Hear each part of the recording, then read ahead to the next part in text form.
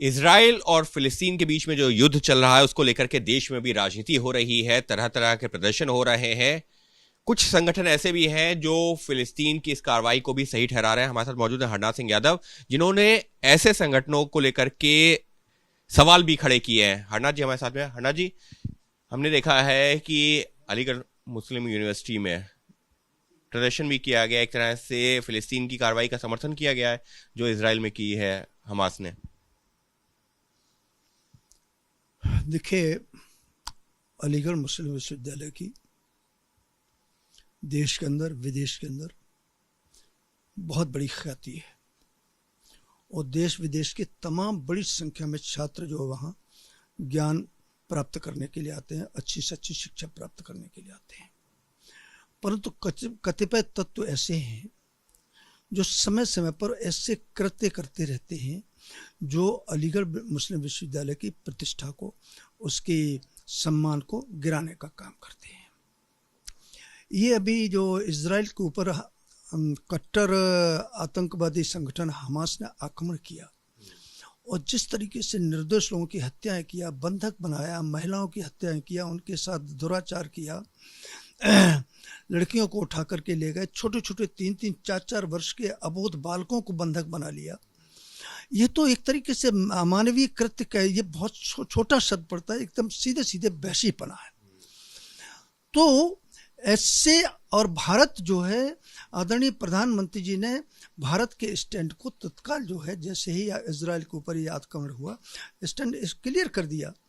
तो भारत का जो स्टैंड है उसके खिलाफ किसी भी नागरिक को जाना, ये भारतीय हितों के प्रतिकूल है।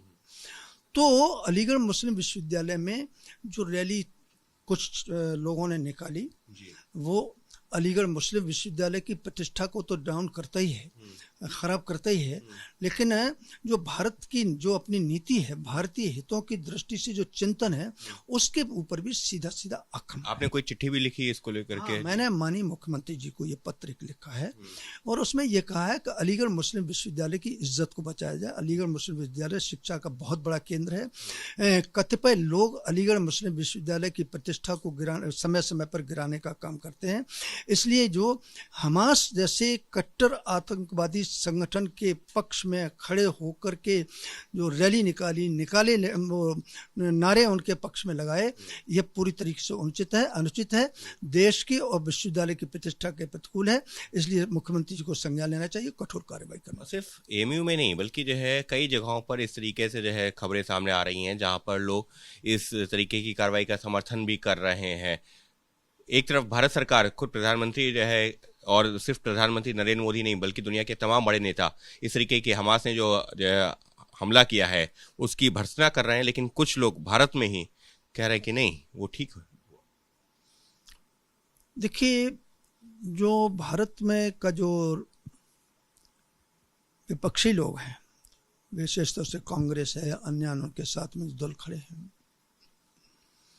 चीन आक्रमण करेगा तो चीन के सब ऊपर आक्रमण नहीं करेंगे, वो भारत की सेना के ऊपर आक्रमण करेंगे, भारत की सरकार के ऊपर आक्रमण करेंगे। पाकिस्तान आक्रमण करेगा तो पाकिस्तान के ऊपर आक्रमण नहीं करेंगे। आज तक कांग्रेस पाकिस्तान जो 75 साल से हमारे खिलाफ आतंकवादी वो हमले नहीं हो रहे हैं, ये सीधे सीधे पाकिस्तान हमारे ऊपर आक्रमण कर रहा है 75 वर्ष से, लेकिन कांग्रेस नहीं, कांग्रेस तो पाकिस्तान और चीन के साथ में खड़े। तो और दुनिया जानती है कि भारत जूझ रहा है आतंकवाद से, और आदरणीय प्रधानमंत्री जी ने जब स्पष्ट तौर से भारत का दृष्टिकोण रख दिया, तो कांग्रेस सहित सभी देश के प्रत्येक नागरिक को कर्तव्य बनता है कि भारत के साथ खड़ा होना चाहिए। लेकिन वो भारत के साथ नहीं, वो तो आतंकवाद के साथ खड़े हैं। मैं कांग्रेस के चिंतन की कठोर शब्दों में निंदा करता हूं और जनता उनके इन कृत्यों को तेजी के पैनी नजर से देख रही है, इसका हिसाब जरूर चुकता करेगी।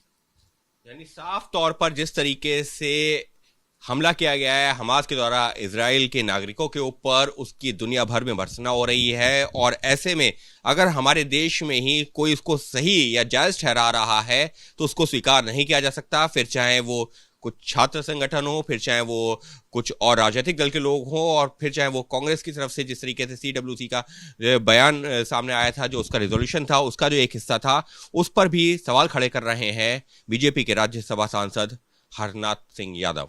सहयोगी कैमरा पर्सन निखिल रस्तोगी के साथ अंकित गुप्ता, ABP न्यूज, दिल्ली।